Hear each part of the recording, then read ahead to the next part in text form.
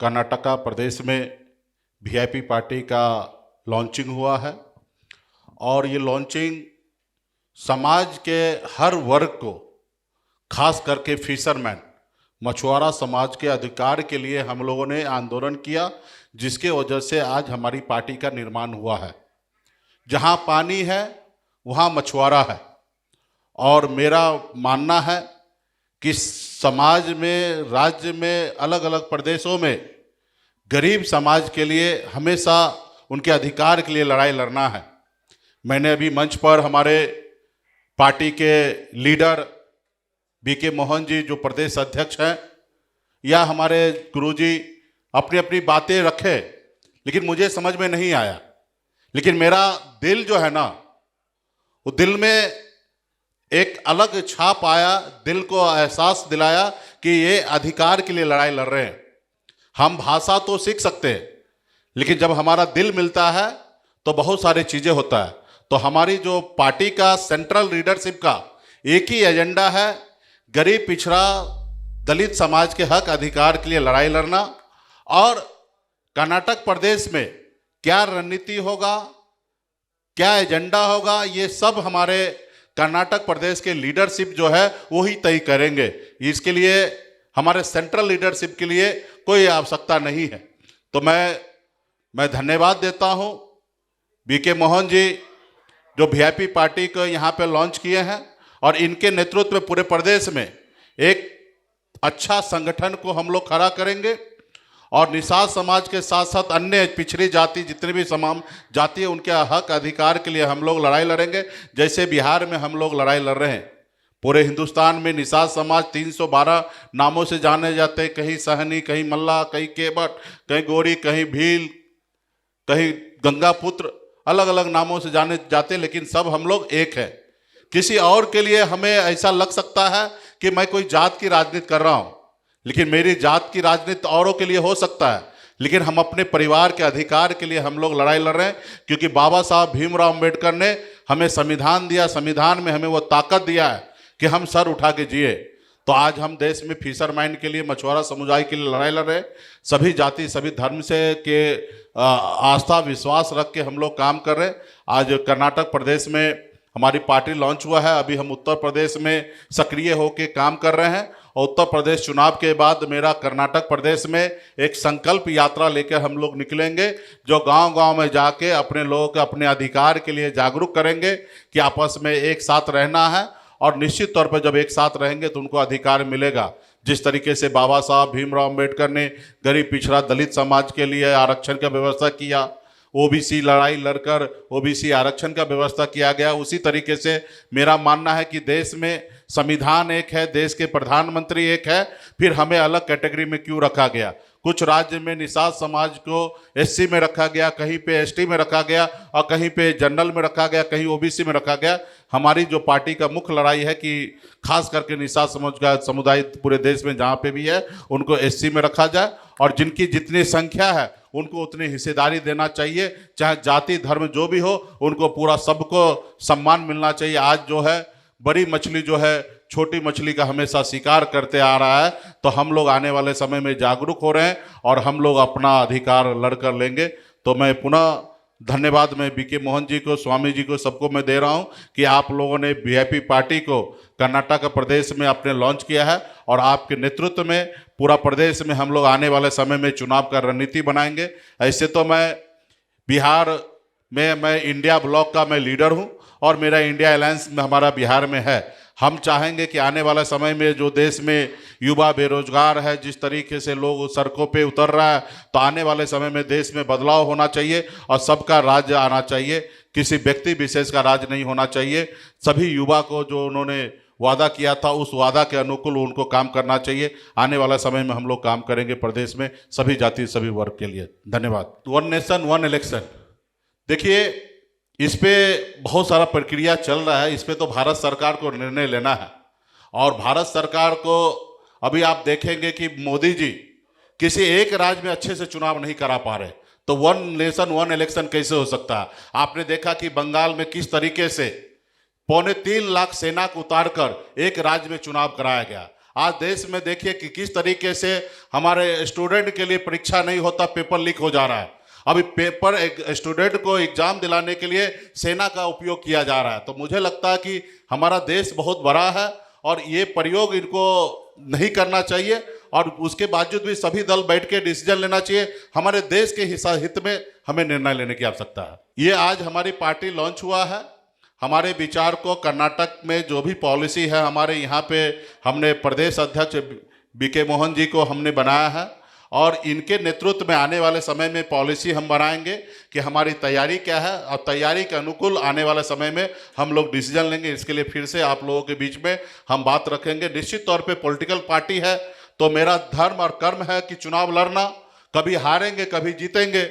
आज जीरो पे है, कोई कल 303 भी, आज मोदी जी कभी जीरो था, आज 303 बनाए, फिर 240 पे आ गया, एक समय आएगा 180 पे आएगा। तो देश में परिवर्तन हमेशा होते रहता है, तो समय आने पर हम लोग निर्णय लेंगे। देखिए, पार्टी का एक ही मैनिफेस्टो है, गरीब का कल्याण होना चाहिए, किसी का हक कोई ना लेना चाहिए, बड़े को भी सम्मान होना चाहिए, छोटे को भी सम्मान होना चाहिए, सभी जाति धर्म को लेके जाना चाहिए, विकास की राजनीति होना चाहिए, बच्चे को पढ़ाई के लिए व्यवस्था होना चाहिए, किसी गरीब व्यक्ति को इलाज के लिए हॉस्पिटल का व्यवस्था होना चाहिए, ना ही किसी जाति किसी धर्म के ऊपर हमें राजनीति करना चाहिए। राजनीति हमें विकास का करना चाहिए, और उस पक्षधर में हूँ। और आने वाला समय में हमारी रणनीति प्रदेश को लेकर एक अलग मैनिफेस्टो बनेगा, जो हम आप लोगों के बीच में साझा करेंगे। देखिए, इसमें भी कई तरह के मामले हैं। मेरा तो एक ही मानना है कि धरती पर एक नर और एक मादा है, और प्राकृतिक है, और इनका संरक्षण होना चाहिए। और जिस भाषा में जो चीज सही है उसको मैं सही मानता हूं। मैं किसी एक साइड में एक पक्ष में खड़ा होना मैं नहीं चाहता हूं। अगर मैं भगवान में विश्वास करता हूं तो मैं शैतान में भी विश्वास करता हूं। तो मेरा मानना है कि भविष्य में इंसान के लिए अच्छे पॉलिसी बनाना चाहिए, लेफ्ट बनाए या राइट बनाए उससे मैटर नहीं करता। एक गरीब पिछड़ा समाज के अधिकार के लिए लड़ाई लड़ना चाहिए। जिस तरीके से देश पहले हमारा गुलाम था, और देश के आज़ादी के लिए सभी जाति सभी वर्ग सभी लोगों ने लड़ाई लड़कर 250 साल में कई लोगों ने शहीद हुआ, उसके बाद देश आज़ाद हुआ, तब आज हम सर उठा के जी रहे। तो हमारा मानना है कि आने वाला समय में सभी समाज के लिए, गरीब पिछड़ा सभी के लिए, जो समाज वंचित है उनके अधिकार के लिए हमेशा लड़ाई होना चाहिए। जरूर वो हम लोग आने वाले समय में जब चुनाव का समय आएगा, जब हम प्रदेश के लिए अप्लाई करेंगे, उस समय में हम लोग मैनिफेस्टो को जारी करेंगे। हमने कहा ना कि बहुत सारे पार्टी है, बहुत सारे पार्टी का विचार है, हम अपने विचार को लेकर जनता तक जाएंगे। हमारे विचार को कितना एक्सेप्ट करते, प्रदेश में कितना हमारा संगठन मजबूत होता है, और फिर उसी अनुकूल हम लोग आने वाले समय में निर्णय लेंगे। हमारी पार्टी है तो निश्चित तौर पर हम चुनाव लड़ेंगे, लेकिन चुनाव लड़ने से पहले तैयारी होता है, और तैयारी हमारी हो जाएगी तो निश्चित तौर पर हम लोग चुनाव लड़ेंगे। आज पार्टी का लॉन्चिंग है और प्रदेश अध्यक्ष हमने नियुक्त किया। प्रदेश अध्यक्ष के नेतृत्व में प्रदेश कमेटी, जिला committee, block committee, panchayat committee, booth committee बनने के बाद हम लोग निर्णय लेंगे कि हमें आने वाले समय में अपने विचार के साथ खड़ा होना है। नहीं, देखिए, हम इंडिया ब्लॉक में बिहार में हैं, और यहाँ पे हमारी संगठन मजबूत होगा। हम अगर अच्छे संगठन करेंगे तो निश्चित तौर पे अगला को सोचना है, ये हमें नहीं सोचना है, हमें तो अपना काम करना है। और मेरा पक्ष अगर मजबूत होगा तो सभी को जीत की हमेशा सोच होता है कि जीत हो। किसी की वजह से कोई हार जाता है तो निश्चित तौर पे वो पछताता है। तो यहाँ पे अभी हमारे संगठन को पहले हम खड़ा करेंगे, और देश लेवल में हम इंडिया ब्लॉक के साथ हैं, इंडिया ब्लॉक के शुभकामना के साथ हैं। लेकिन हमारे इस प्रदेश में हम अभी पार्टी लॉन्च किए हैं, हम कितना मजबूत होंगे उनके आधार पे आने वाले समय में निर्णय लिया जाएगा। बहुत बहुत धन्यवाद आप सभी को। ಇವತ್ತು ಎಲ್ಲಾದರೂ ಒಂದು ಟಿಕೆಟ್ ಬೇಕು, ನಾನು ಎಲೆಕ್ಷನ್ ನಿಲ್ತೀನಿ, ಗ್ರಾಮ ಪಂಚಾಯತಿ ಆಗಲಿ, ಜಿಲ್ಲಾ ಪಂಚಾಯತಿ ಆಗಲಿ, ತಾಲೂಕ್ ಪಂಚಾಯತಿ ಆಗಲಿ, ಕಡೆ ಪಕ್ಷ ಒಂದು ಡೈರಿಯಲ್ಲಾಗಲಿ, ಅಲ್ಲೆಲ್ಲ ಜಾತಿ ಮೇಲ್ಜಾತಿಗೇನೆ ಎಲ್ಲ ನಡೀತಾ ಇದೆ, ಅಧಿಕಾರ ಇರುವಂಥ ಜಾತಿಗಳಿಗೆ. ಇವತ್ತು ರಾಹುಲ್ ಗಾಂಧಿಯವರ ಆಶೆಯಂತೆ, ಮಲ್ಲಿಕಾರ್ಜುನ ಖರ್ಗೆ ಅವರ ಆಶೆಯಂತೆ ಎಲ್ಲಿ ಜಾತಿ ಎಷ್ಟಿದೆ ಅಷ್ಟು ಅಧಿಕಾರನೂ ಅವ್ರಿಗೆ ಹಂಚಿಕೆ ಆಗಬೇಕು. ಆದ್ದರಿಂದ ಆ ಒಂದು ತತ್ವ ಸಿದ್ಧಾಂತದಿಂದ ನಾವು VIP ಪಕ್ಷ ವಿಕಾಸಶೀಲ್ ಇನ್ಸಾನ್ ಪಾರ್ಟಿ, ನಮ್ಮ ನೇತಾಜಿ ಮುಖೇಶ್ ಸೈನಿಜಿ ಅವರು ದೆಹಲಿ ಲೆವೆಲಲ್ಲಿ ನಾವು ಇಂಡಿಯಾ ಕೂಟದ ಜೊತೆ ಇದ್ದೀವಿ. ಇಂಡಿಯಾ ಕೂಟದ ಜೊತೆ ಇದ್ದೀವಿ ನಾವಲ್ಲಿ. ನಾವು ಒಬ್ಬ ಮೀನುಗಾರರು ಈ ಒಂದು ಪಾರ್ಟಿನ ಬಿಹಾರಲ್ಲಿ ಮೊದಲನೇದಾಗಿ ತಂದು 2 ವರ್ಷದಲ್ಲಿ 4 ಜನ MLAಗಳು ತಂದು ಒಂದು ಮಂತ್ರಿ ಆದಂಥ ಪಕ್ಷ. ಇವತ್ತು ಉತ್ತರ ಪ್ರದೇಶಲ್ಲಿ ಸಮಾಜವಾದಿ ಪಾರ್ಟಿ, ಕಾಂಗ್ರೆಸ್ ಜೊತೆಯಲ್ಲಿ ನಮ್ಮ VIP ಪಾರ್ಟಿನೂ ಸೇರಿಕೊಂಡು ಅಲ್ಲಿ ಎಲೆಕ್ಷನ್ ಮಾಡ್ತಾ ಇದ್ದೀವಿ. ಅದೇ ರೀತಿ ಇವತ್ತು ಕರ್ನಾಟಕಕ್ಕೂ ಬಂದಿದೆ. ಮುಂದಿನ 28ನೇ ಎಲೆಕ್ಷನಲ್ಲಿ VIP ಪಾರ್ಟಿ ಇಲ್ಲಿ ಯಾವುದೇ ಸರ್ಕಾರ ಬಂದರೂ ನಾವು ಒಂದು ಭಾಗ ಆಗಿರ್ತೀವಿ ಅಂಥೇಳಿ ಈ ಪತ್ರಿಕಾಗೋಷ್ಠಿ ಮುಖಾಂತರ ತಮಗೆ ತಿಳಿಸ್ಲಿಕ್ಕೆ ಇಷ್ಟಪಡ್ತೀನಿ. ಇವತ್ತು ಹಿಂದುಳಿದ ವರ್ಗ ಸಮಾಜಗಳು ತಮ್ಮ ಧ್ವನಿನ ಹೇಳಲಿಕ್ಕೆ ಆಗ್ತಾ ಇಲ್ಲ. ಕಾರಣ ಇಷ್ಟೇ, ಒಗ್ಗಟ್ಟಿಲ್ಲ ಅಂದರೂ ಅವರು ಆ ಜೋಡಣೆ ಮಾಡೋಂಥ ಕೆಲಸನೇ ಯಾವುದೇ ಒಂದು ವೇದಿಕೆ ಪಕ್ಷ ಮಾಡಲಿಲ್ಲ. ಆದರೆ ಇವತ್ತು ಆಲ್ ಬ್ಯಾಕ್ವರ್ಡ್ ಕ್ಲಾಸಸ್ನ, ಅಲೆಮಾರಿಗಳನ್ನ, ಎಲ್ಲ ದಲಿತ ಜನನ ಒಗ್ಗಟ್ಟು ಮಾಡೋವಂಥ ಒಂದು ವೇದಿಕೆ ಈ ಕರ್ನಾಟಕದಲ್ಲಿ ಉಗಮವಾಗಿದೆ. ಅದು ಈ VIP ಪಕ್ಷ.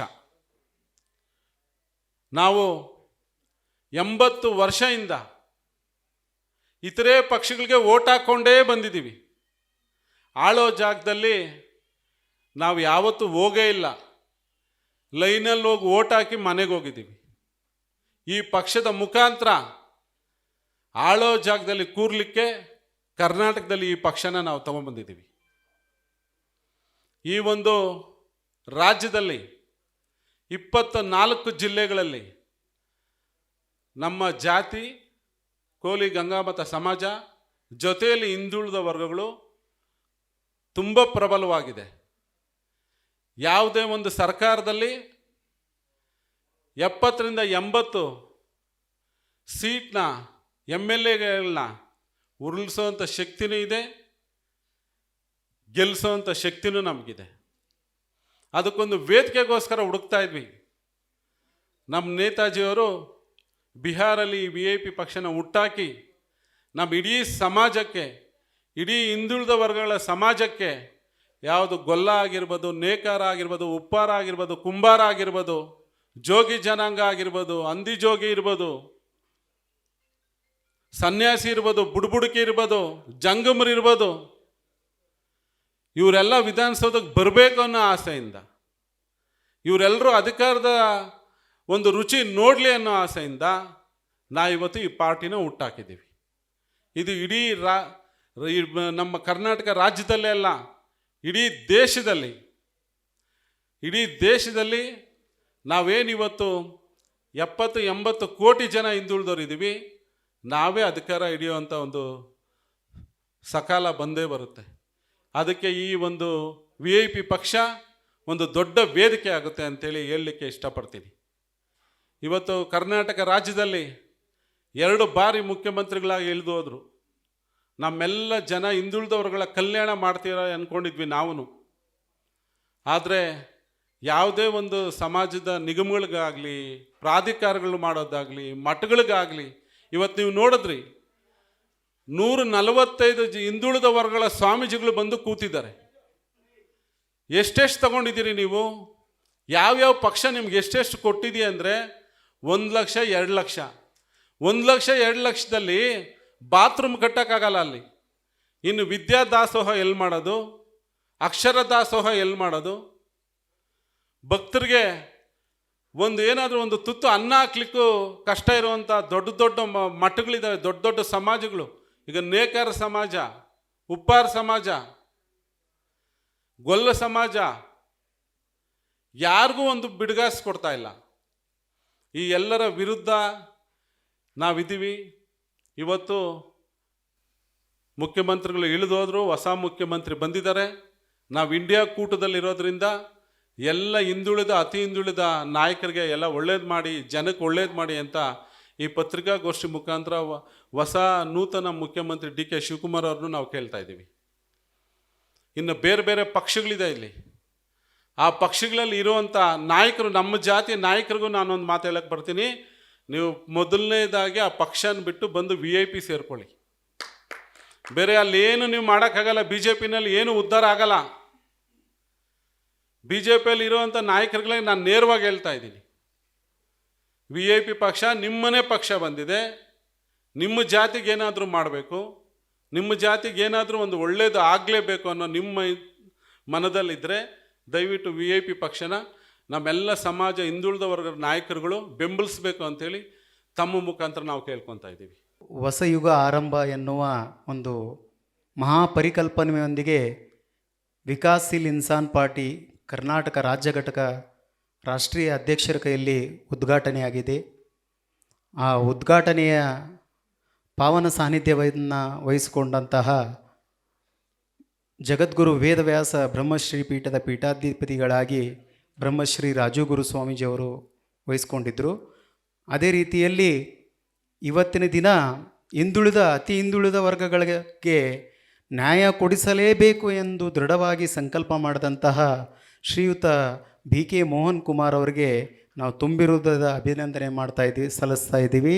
ಅದೇ ರೀತಿ ರಾಷ್ಟ್ರೀಯ ಅಧ್ಯಕ್ಷರಾದಂಥ ಶ್ರೀಯುತ ಸಂತೋಷ್ ಮುಖೇಶ್ ಸಹಾನಿ ಅವರು ಇವತ್ತಿನ ದಿನ ಬಿಹಾರದಲ್ಲಿ ಪಕ್ಷವನ್ನು ಸ್ಥಾಪನೆ ಮಾಡಿ ಭಾರತ ದೇಶದಾದ್ಯಂತ ಇರುವಂತಹ ನಮ್ಮ ಮೀನುಗರ ಸಮಾಜ, ಅಂದರೆ ನಾನು ಹುಟ್ಟಿದಂಥ ಗಂಗಾಪುತ್ರ ಸಮಾಜವನ್ನು ಪ್ರತಿನಿಧಿಸಿ ಇವತ್ತು ಕರ್ನಾಟಕ ರಾಜ್ಯದಲ್ಲಿ ಆ ಪಕ್ಷವನ್ನು ತಂದಿದ್ದಾರೆ. ನಮ್ಮ ಜಗದ್ಗುರು ವೇದವ್ಯಾಸ ಪೀಠ ಕರ್ನಾಟಕ ವಿಕಾಸ ಇನ್ಸಾನ್ ಪಾರ್ಟಿಗೆ ಬಹಿರಂಗವಾಗಿ ಬೆಂಬಲ ಸೂಚಿಸ್ತಾ ಇದೆ. ಅದಕ್ಕೋಸ್ಕರ ಇವತ್ತಿನ ದಿನ ನಮ್ಮ ಜನಾಂಗದ ನಾಯಕರ ಕೈ ಬಲಪಡಿಸೋಕ್ಕೋಸ್ಕರ ನಮ್ಮ ಶ್ರೀಮಠ ಶ್ರಮಿಸ್ತಿದ್ದಂತೆ ಈ ಸಮಯದಲ್ಲಿ ನಾನು ಹೇಳ ಬಯಸ್ತಾ ಇದ್ದೀನಿ. ಧನ್ಯವಾದಗಳು. ಎಲ್ಲರಿಂದಲೂ ತುಳಿತಕ್ಕೊಳಗಾಗಿರುವಂಥದ್ದು ಕರ್ನಾಟಕದಲ್ಲಿ ಹಿಂದುಳಿದ ಸಮುದಾಯ ಅಂತ ಏನು ನಾವೆಲ್ಲ ಹೇಳ್ತಾ ಇದ್ದೀವಲ್ಲ, ಈ ಎಲ್ಲ ಸಮುದಾಯಗಳಿಗೂ ಕೂಡ ರಾಜಕೀಯದಿಂದ ಅಥವಾ ಇನ್ನಿತರ ಯಾವುದೇ ರೀತಿಯಾದಂಥ ಆರ್ಥಿಕ ವ್ಯವಸ್ಥೆಯಾಗಲಿ, ಶಿಕ್ಷಣದ ವ್ಯವಸ್ಥೆಯಾಗಲಿ, ಅಥವಾ ಹಿಂದುಳಿದ ವರ್ಗಗಳ ಮಕ್ಕಳಿಗೂ ಕೂಡ ಒಂದು ಸರಿಯಾದ ಶಿಕ್ಷಣದ ವ್ಯವಸ್ಥೆಯನ್ನು ಕೂಡ ಅವರು ಮಾಡಿಕೊಡೋಕ್ಕಾಗ್ತಾ ಇಲ್ಲ. ಈಗ ನೋಡಿ, ಕರ್ನಾಟಕದಲ್ಲಿ ಎಲ್ಲ ಕಡೆನೂ ಹಳ್ಳಿಗಳಲ್ಲಿ ಸರ್ಕಾರಿ ಶಾಲೆಗಳು ಮುಚ್ಚುತ್ತಾ ಇದ್ದಾವೆ. ಬಡವರಿಗೆ ಸರ್ಕಾರಿ ಶಾಲೆ ಹೊರತುಪಡಿಸಿ ಬೇರೆ ಇನ್ಯಾವ ಶಾಲೆಗಳಲ್ಲಿ ಓದಿಸುವಷ್ಟು ಕೆಪ್ಯಾಸಿಟಿ ಇಲ್ಲ. ಸ್ವಲ್ಪ ಲಕ್ಷ್ಯ ಕೊಟ್ಟು ಕೇಳ್ಕೊಳ್ಳಿ. ಈ ಖಾಸಗೀಕರಣಕ್ಕೊಳಪಟ್ಟಂಥ ಶಿಕ್ಷಣ ಸಂಸ್ಥೆಗಳಲ್ಲಿ ಲಕ್ಷಗಟ್ಟಲೆ ಫೀಸ್ ಕೊಟ್ಟು ತಮ್ಮ ಮಕ್ಕಳ ಭವಿಷ್ಯವನ್ನು ನಿರೂಪಿಸೋಕ್ಕೆ ಅವ್ರ ಕಡೆಯಿಂದ ಸಾಧ್ಯ ಆಗದೇ ಇರುವಂಥ ಸಮುದಾಯಗಳು ಇನ್ನೂ ಕರ್ನಾಟಕದಲ್ಲಿ ಇದೆ. ಅದು ನಿಮ್ಗೆ ಗೊತ್ತಿದ್ರೂ ಇರಬಹುದು. ಹಾಗಾಗಿ ಮುಖೇಶ್ ಸಹಾನಿಯವರು ಮತ್ತು ನಮ್ಮ BK ಮೋಹನ್ ಕುಮಾರ್ ಅವರು, ರಾಜಗುರುಗಳು, ಪ್ರಶಾಂತ್ ಅವರು, ಇವರೆಲ್ಲರೂ ಸೇರಿಕೊಂಡು ಅವ್ರ ಜೊತೆಗೆ ನಾವು ಸಮುದಾಯದ ಪರವಾಗಿ, ದಕ್ಷಿಣ ವಲಯದ ಪರವಾಗಿ ಸಂಪೂರ್ಣವಾಗಿ ನಾನು ಅವರಿಗೆ ಬೆಂಬಲವನ್ನು ಸೂಚಿಸ್ತೀನಿ. ಅಥವಾ ಈ ವಿಷಯಕ್ಕೆ ಕೆಲವೊಂದು ಜನ ಪ್ರಶ್ನೆ ಮಾಡಬಹುದು, ಸ್ವಾಮೀಜಿಗಳು ರಾಜಕೀಯದಲ್ಲಿ ಪ್ರವೇಶ ಮಾಡಬಹುದೇ ಅಂತ ನಿಮ್ಮ ಪ್ರಶ್ನೆಗಳು ಬರಬಹುದು. ಸ್ವಾಮೀಜಿಗಳು ರಾಜಕೀಯದಲ್ಲಿ ಪ್ರವೇಶ ಮಾಡದೇ ಇದ್ದರೆ ರಾಜ್ಯದ ರಾಜಕೀಯ ವ್ಯವಸ್ಥೆ ಹೊಲಸಾಗ್ಬಿಟ್ಟಿದೆ. ಅದನ್ನು ಸರಿ ಮಾಡಲೇಬೇಕು. ಸರಿ ಮಾಡಬೇಕಾದ್ರೆ ಸನ್ಯಾಸಿಗಳ ಅವಶ್ಯಕತೆ ತುಂಬ ಇದೆ. ಸನ್ಯಾಸಿಗಳನ್ನು ನೀವು ಸರಿಯಾಗಿ ಸದುಪಯೋಗ ಮಾಡಿಕೊಂಡ್ರಿ ಅಂತಂದರೆ ರಾಜ್ಯದ ರಾಜಕೀಯ ಸುಧಾರಣೆ ಆಗುತ್ತೆ, ಧರ್ಮ ಸುಧಾರಣೆ ಆಗುತ್ತೆ, ಮತ್ತು ಹಿಂದುಳಿದ ವರ್ಗಗಳು ಕೂಡ ಸುಧಾರಣೆ ಆಗ್ತವೆ. ಯಾಕೆಂದರೆ ಸನ್ಯಾಸಿಗೆ ಯಾವುದೇ ರೀತಿಯಾದಂಥ ಆಸೆ ಆಕಾಂಕ್ಷೆಗಳು ಅಥವಾ ತನ್ನದೇ ಆದ ಪರಿವಾರ ಇರಲ್ಲ. ಆತನ ಪರಿವಾರ ಅಂತಂದರೆ ಸಮುದಾಯಕ್ಕೋಸ್ಕರ ದುಡಿಯುವ ಉದ್ದೇಶವನ್ನು ಇಟ್ಕೊಂಡು ತನ್ನ ಆತ್ಮೋನ್ನತಿಯನ್ನು ಪಡ್ಕೊಳ್ಳೋಕ್ಕೆ ಮತ್ತು ಧರ್ಮ ಜಾಗೃತಿಯ ಮಾಡುವುದಕ್ಕೋಸ್ಕರ ಸನ್ಯಾಸಿ ಆಗಿರ್ತಾನೆ. ಹಾಗಾಗಿ ಈ ಎಲ್ಲ ಹಿಂದುಳಿದ ವರ್ಗಗಳ ಉದ್ಧಾರಕ್ಕಾಗಿ ಇವತ್ತಿನ ದಿನ ಬಿಹಾರದಲ್ಲಿ ಈ ಪಕ್ಷದ ಉದ್ಭವವಾಗಿ ಮಂತ್ರಿ ಸ್ಥಾನವನ್ನು ಪಡೆದುಕೊಂಡು ಇವತ್ತಿನ ದಿನ ಕರ್ನಾಟಕದಲ್ಲೂ ಕೂಡ ಅದರ ಬಲಗಾಲನಿಟ್ಟು ಒಳಗೆ ಪ್ರವೇಶ ಮಾಡಿದೆ. ಈ ಸುಮಾರು 1 ತಿಂಗಳಿನಿಂದನೂ ರಾಜಗುರುಗಳು, ಮೋಹನ್ ಕುಮಾರ್ ಅವರು, ಪ್ರಶಾಂತ್ ಅವರು ತುಂಬ ಪರಿಶ್ರಮ ಹಾಕಿ ಈ ಒಂದು ಸಂಘಟನೆಯನ್ನು ಮಾಡಿಕೊಂಡು ಇಷ್ಟೊಂದು ಜನ ಸ್ವಾಮಿಗಳನ್ನಾಗಲಿ ಅಥವಾ ಜನರನ್ನಾಗಲಿ ಇಲ್ಲಿ ಸೇರಿಸಿದ್ದಾರೆ. ಹಾಗಾಗಿ ಈ ಎಲ್ಲ ಜನರದು ಸ್ವಾಮಿಗಳದು ಒಂದೇ ಉದ್ದೇಶ, ಒಳ್ಳೆಯ ರಾಜಕೀಯ ತಂತ್ರ ಬರಲಿ,